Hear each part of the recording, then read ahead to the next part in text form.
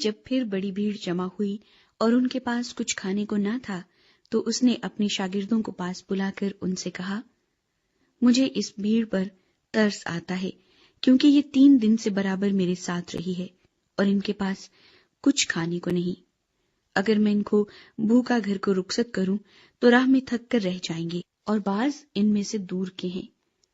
اس کے شاگردوں نے اسے جواب دیا کہ اس بیابان میں کہاں سے کوئی اتنی روٹیاں لائے کہ ان کو سیر کر سکے۔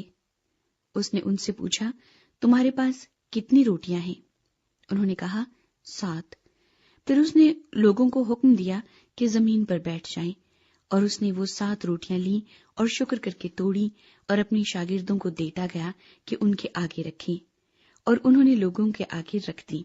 اور ان کے پاس تھوڑی سی چھوٹی مچھلیاں تھیں، اس نے ان پر برکت دے کر کہا، یہ بھی ان کے آگے رکھ دو۔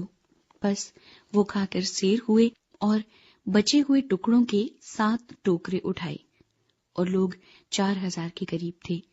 پھر اس نے ان کو رخصت کیا اور وہ فی الفور اپنے شاگردوں کے ساتھ کشتی میں بیٹھ کر دلمونتا کے علاقے میں گیا۔ ایک معجزے کا مطالبہ۔ پھر فریسی نکل کر اس سے بحث کرنے لگے اور اسے آزمانے کے لیے اس سے کوئی آسمانی نشان طلب کیا۔ اس نے اپنی روح میں آہ کھینچ کر کہا، اس زمانے کے لوگ کیوں نشان طلب کرتے ہیں؟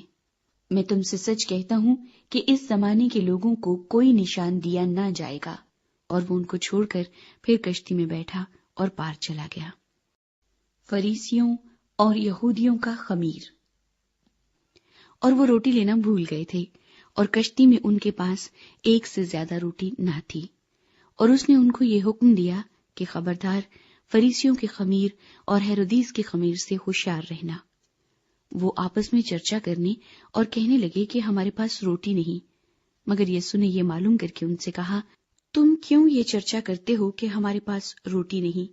کیا اب تک نہیں جانتے اور نہیں سمجھتے؟ کیا تمہارا دل سخت ہو گیا ہے؟ آنکھیں ہیں اور تم دیکھتے نہیں، کان ہیں اور سنتے نہیں؟ اور کیا تم کو یاد نہیں، جس وقت میں نے وہ 5 روٹیاں 5000 کے لیے توڑی تو تم نے کتنی ٹوکریاں ٹکڑوں سے بھری ہوئی اٹھائی؟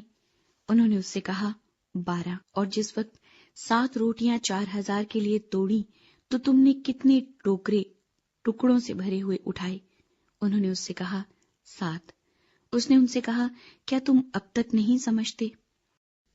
بیت سیدا میں اندھے کی شفا۔ پھر وہ بیت سیدا میں آئے اور لوگ ایک اندھے کو اس کے پاس لائے اور اس کی منت کی کہ اسے چھوئے۔ وہ اس اندھے کا ہاتھ پکڑ کر اسے گاؤں سے باہر لے گیا اور اس کی آنکھوں میں تھوک کر اپنے ہاتھ اس پر رکھے اور اس سے پوچھا، کیا تو کچھ دیکھتا ہے؟ اس نے نظر اٹھا کر کہا، میں آدمیوں کو دیکھتا ہوں، کیونکہ وہ مجھے چلتے ہوئے ایسے دکھائی دیتے ہیں جیسے درخت۔ پھر اس نے دوبارہ اس کی آنکھوں پر اپنے ہاتھ رکھے اور اس نے غور سے نظر کی اور اچھا ہو گیا اور سب چیزیں صاف صاف دیکھنے لگا۔ پھر اس نے اس کو اس کے گھر کی طرف روانہ کیا اور کہا کہ اس گاؤں کے اندر قدم بھی نہ رکھنا۔ پطرس کا اقرار۔ پھر یسوع اور اس کے شاگرد کیسریا فلیپی کے گاؤں میں چلے گئے، اور راہ میں اس نے اپنے شاگردوں سے یہ پوچھا کہ لوگ مجھے کیا کہتے ہیں؟ انہوں نے جواب دیا، یوحنا بپتسمہ دینے والا، اور بعض ایلیا، اور بعض نبیوں میں سے کوئی۔ اس نے ان سے پوچھا، لیکن تم مجھے کیا کہتے ہو؟ پطرس نے جواب میں اس سے کہا، تو مسیح ہے۔ پھر اس نے ان کو تاکید کی کہ میری بابت کسی سے یہ نہ کہنا۔ یسوع مسیح کے مصائب اور موت۔ پھر وہ ان کو تعلیم دینے لگا کہ ضرور ہے کہ ابن آدم بہت دکھ اٹھائے اور بزرگ اور سردار کاہن اور فقی اسے رد کریں اور وہ قتل کیا جائے اور 3 دن کے بعد جی اٹھے۔ اور اس نے یہ بات صاف صاف کہی۔